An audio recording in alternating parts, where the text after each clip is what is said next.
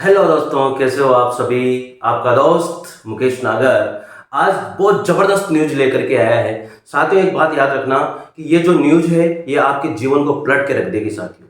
मतलब इतनी खतरनाक न्यूज है। डीएसएसबी के अंदर से इतनी बड़ी वैकेंसीज आ रही है आपके सामने, और ये है 16,546, यानी कि 16,546 की वैकेंसी जबरदस्त वैकेंसी है। और आपने इसकी तैयारी अगर शुरू कर दी है तो फिर इसे आप अंजाम दीजिए और इसको पढ़ दीजिए बहुत भयंकर तरीके से। और तैयारी शुरू नहीं की है तो तैयारी शुरू कर दीजिए, क्योंकि ये वैकेंसी आने वाली है अप्रैल मंथ के अंदर। तो आप उठिए, जागे और तैयारी शुरू कर दीजिए।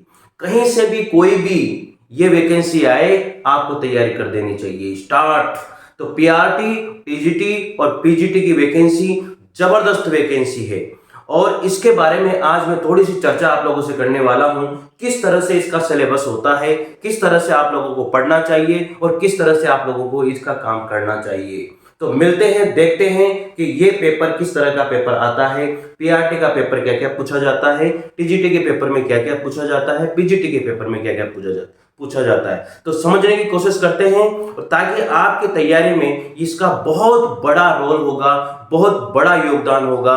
तो देखते हैं क्या क्या चीजें आप लोगों से पूछी जाएगी। जिस भी बंदे को पता है वो बंदा भी एक बार जरूर देखें, और जिस बंदे को पता नहीं है वो बंदा भी हमेशा के लिए इसको याद रखें। साथियों, आप एक बात याद रखना कि जब तक ये चीज हमें पता नहीं है, डीएसएसबी के अंदर हम लोग सक्सेस नहीं हो सकते। और ओल्ड पेपर आपके पास हमेशा तैयार होना चाहिए।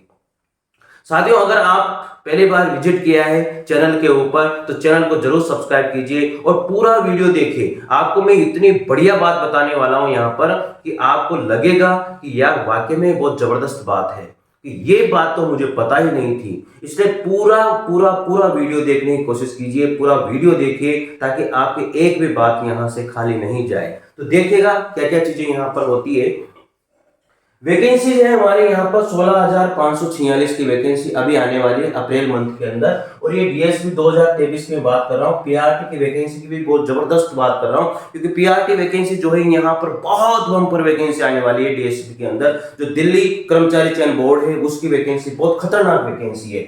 पीआरटी, टीजीटी और पीजीटी में सिलेबस क्या रहेगा, इसका पैटर्न क्या रहेगा, ये सारी बातें आज हम लोग यहाँ पर करने वाले हैं। देखिएगा यहाँ पर। साथ ही एक बात याद रखना कि इन सभी का पीआरटी, टीजीटी और पीजीटी, इसमें दो पार्ट होते हैं। कितने पार्ट होते हैं? यह पार्ट 1 होता है और एक बी होता है। एक भाग ए होता है और एक भाग बी होता है। तो एक बात याद रखिएगा कि यहां पर पीआरटी, टीजीटी और पीजीटी का जो पहला पेपर होता है, जो पहला पेपर होता है वो सभी के लिए कॉमन होता है।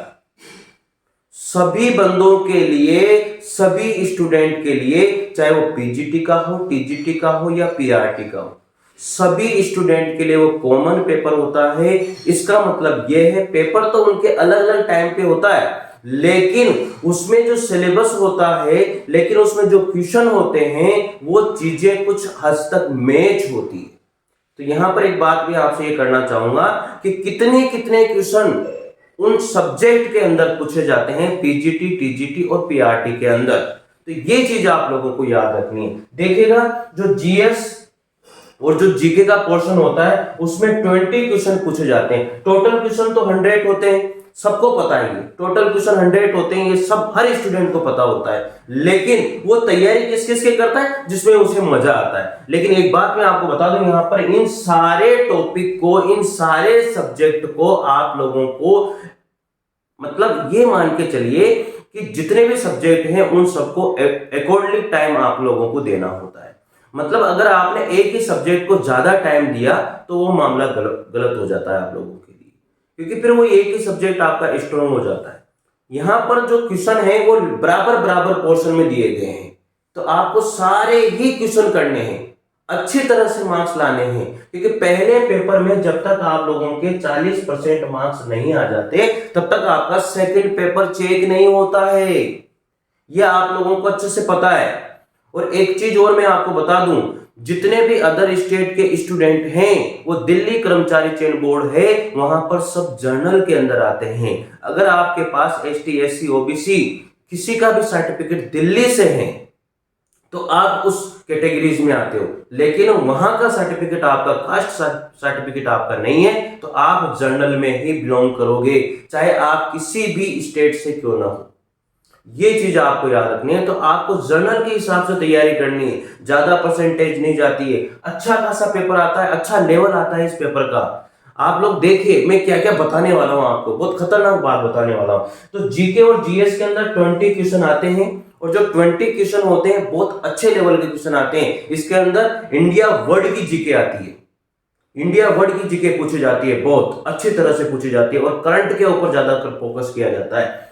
मैथ के अंदर 20 क्वेश्चन आते हैं। मैथ में जो 10th क्लास लेवल के जो टॉपिक होते हैं, उन टॉपिक को आप बहुत बढ़िया तरीके से कर लीजिए, चाहे आप किसी भी स्टेट की बुक ले लीजिए 10th की और मैथमेटिक्स की, और उन टॉपिक्स को बहुत अच्छी तरह से कीजिए। एक एक टॉपिक इतनी प्रैक्टिस कीजिए कि एक भी क्वेश्चन मैथ का बाहर नहीं जाना चाहिए, क्योंकि जो सक्सेस, देखो जीके और जीएस तो सारे स्टूडेंट करता है, लेकिन जो सक्सेस है वो मैथमेटिक्स से आप लोगों को वहां पर दिलाएगी, क्योंकि हर स्टूडेंट मैथमेटिक्स को नहीं कर पाता है, और फ्यूचर में आने वाले जिस स्टूडेंट को मैथ नहीं आती ना, उसका सिलेक्शन होना बहुत मुश्किल हो जाता है। इसलिए आपको तैयारी करनी चाहिए, हर चीज को आप लोगों को टाइम जो है मैनेज करके देना चाहिए, हर चीज को टाइम मैनेज करके पढ़ना चाहिए। देखिए रीजनिंग वाली जो बात है उसमें भी 20 क्वेश्चन यहाँ पर पूछे जाते हैं। कितने क्वेश्चन पूछे जाते हैं? 20 क्वेश्चन रीजनिंग के पूछे जाते हैं, और रीजनिंग के question very very easy question, very simple question. जिस स्टूडेंट को जो है मैथमेटिक्स की तैयारी जो स्टूडेंट करता है, रीजनिंग उसके लिए कुछ भी नहीं है। और जिस स्टूडेंट ने ये सोच लिया, ये ठान लिया कि मैं ये करके दिखाऊंगा, तो शायद मेरे हिसाब से वो करके दिखाता है। तो साथियों, हौसला बुलंद रखिए। अगर आपका हौसला बुलंद है तो जीवन में आपको सक्सेस होने से कोई भी नहीं रोक सकता। इसलिए मैं ये कहना चाहता हूं कि अगर आपने तैयारी शुरू कर दी है तो आप उसको उड़ान दीजिए, अगर तैयारी शुरू नहीं की है तो शुरू कर दीजिए, क्योंकि इससे बड़ी वैकेंसी जो है आज तक बीएसएसबी के अंदर नहीं आई है। बहुत भयंकर बम्पर वैकेंसी है, तैयारी शुरू कीजिए। यहां पर इंग्लिश के भी 20 क्वेश्चन आते हैं, और जो 20 क्वेश्चन होते हैं इंग्लिश के बहुत बढ़िया क्वेश्चन होते हैं। पैराग्राफ भी इसमें आता है, और पैराग्राफ के माध्यम से भी वो क्वेश्चनों को पूछता है, और क्वेश्चन इतने बढ़िया क्वेश्चन होते हैं, अच्छे लेवल के क्वेश्चन होते हैं। तो आप लोग जो है इंग्लिश की तैयारी जरूर कीजिएगा, क्योंकि इंग्लिश और मैथमेटिक्स के बिना जो है सब्जेक्ट हमारे अधूरे हैं, हमारा ये टॉपिक अधूरा है, हमारा जो सिलेक्शन है वो अधूरा है, फिर हम लोग सक्सेस नहीं हो पाते, क्योंकि इंग्लिश और मैथ ही इसमें सक्सेस का बहुत बड़ा रोल अदा करता है। यहाँ पर देखिए हिंदी के भी 20 क्वेश्चन आते हैं। हिंदी बहुत बहुत इजी आती है, बहुत सिंपल आती है हिंदी। हिंदी के वही टॉपिक हैं यहाँ पर, संधि, समास, विसर्ग, प्रत्यय, विलोम शब्द, पर्यायवाची शब्द, युग्म शब्द, हिंदी के यही शब्द यहाँ पर, यही टॉपिक पूछे जाते हैं। तो ये 100 क्वेश्चन का मामला होता है, और इस 100 क्वेश्चन में से कम 40 क्वेश्चन आपके राइट होने चाहिए। अगर 40 क्वेश्चन राइट नहीं है तो आपका सेकंड पेपर फिर गलत हो जाता है, सेकंड पेपर फिर आपका चेक नहीं होता है, इसलिए हमारी पूरी मेहनत बेकार चली जाती है। इसलिए पहला पेपर हमारा क्वालिफाई होना बहुत ही जरूरी है। समझ गए होंगे? देखिएगा अगली बात हम लोग यहाँ पर करने वाले हैं, जो हमारा बी पार्ट है। जो बी पार्ट है साथियों, बी पार्ट में क्या होता है? पीआरटी, टीजीटी और पीजीटी। इसमें क्या मामला होता है? इसमें मामला ये होता है, जो पीआरटी है उसमें जो पेडागोग जो आती है उसमें साइकोलॉजी आती है, जो आप लोग 11th और 12th की बुक से अच्छे से कर सकते हो। और मैं आपको बता दूं कि 11th और 12th की बुक से ही ज्यादातर क्वेश्चन पूछे जाते हैं। उसके जो एमसीक्यूज दिए गए हैं, उसके जो पीछे के क्वेश्चन हैं ऑब्जेक्टिव, उन्हीं क्वेश्चन को उठाकर डाल दिया जाता है। आप सोचिए, अरे किसी भी, आप तो ये सोचिए कि सीबीएसई बोर्ड की, एनसीईआरटी बोर्ड की जो 11th और 12th की जो बुक है साइकोलॉजी की, उस बुक को बहुत बढ़िया तरीके से कीजिए, कोई भी दिक्कत आपको यहाँ पर नहीं आने वाली। 11th 12th के चैप्टर जो हैं 1 2 3 4 5 6 7 8 सारे टॉपिक आप लोग यहाँ पर पढ़िएगा, अच्छे से समझिएगा, और उन टॉपिक से एक भी क्वेश्चन बार आपका नहीं जाएगा, ठीक है। और C-TET के जो पुराने पेपर हैं उनकी प्रैक्टिस जरूर करना। जो पेडालॉजी है, जो पेडागोगी है, वो आपको वहां पर पूछी जाती है, बहुत भयंकर तरीके से पूछी जाती है, और इतने बढ़िया तरीके से पूछी जाती है कि हम लोग बहुत कंफ्यूज हो जाते हैं वहां पर। फिर देखिए C-TET के पेपर की बात मैं कर चुका हूं। C-TET का पेपर आपको पता है कितने बड़े बड़े क्वेश्चन आते हैं, कितने लेंथी क्वेश्चन आते हैं, जो पढ़ने में जान निकल जाती है, जिनका आंसर निकालने में जान निकल जाती है। लेकिन आप इतने बढ़िया स्टूडेंट हो कि आप कर सकते हो, और अच्छा करोगे, आपका सिलेक्शन होगा, सिलेक्शन लेकर के रहोगे आप, ठीक है। तो देखो साथियों, मैं आपको एक ही बात कहता हूं कि ओल्ड पेपर जितने भी हैं उन पेपर को जरूर पढ़ना।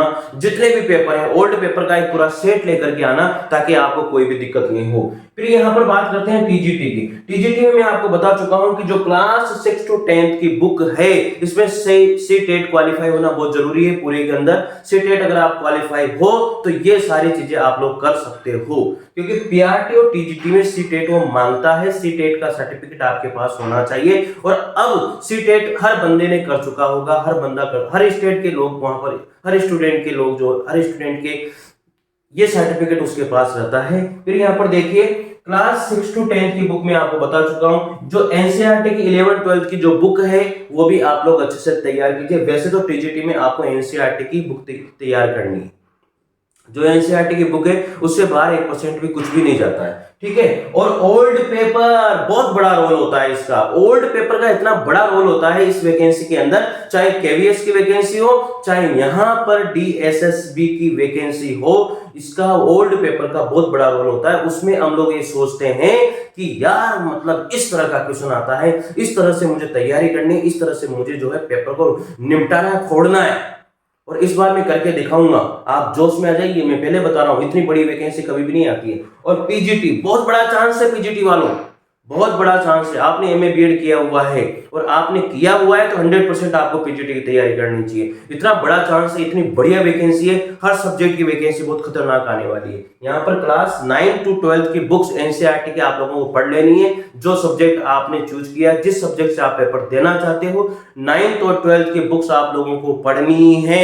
आपको जो सिलेबस है मैं बहुत जल्दी बताने वाला हूं और सिलेबस ये रहेगा इसी सब्जेक्ट का पीजीटी के अकॉर्डिंग, और उसके ऊपर अपन बहुत बड़ा काम करने वाले हैं। इसलिए आप लोग चैनल पर जरूर बने रहिए। और आपने चैनल को सब्सक्राइब नहीं किया साथियों तो चैनल को जरूर सब्सक्राइब कीजिए और इसका फायदा जरूर उठाइए कि कितनी बढ़िया यहाँ पर बात की जाती है। और ओल्ड पेपर की बात मैं आपसे कर रहा हूं। ओल्ड पेपर तो हर बंदे को कर लेने चाहिए कि किस तरह के क्वेश्चन पूछे जाते हैं, किस तरह का पैटर्न होता है, ये सारी चीजें हमें ओल्ड पेपर से मिल जाती है।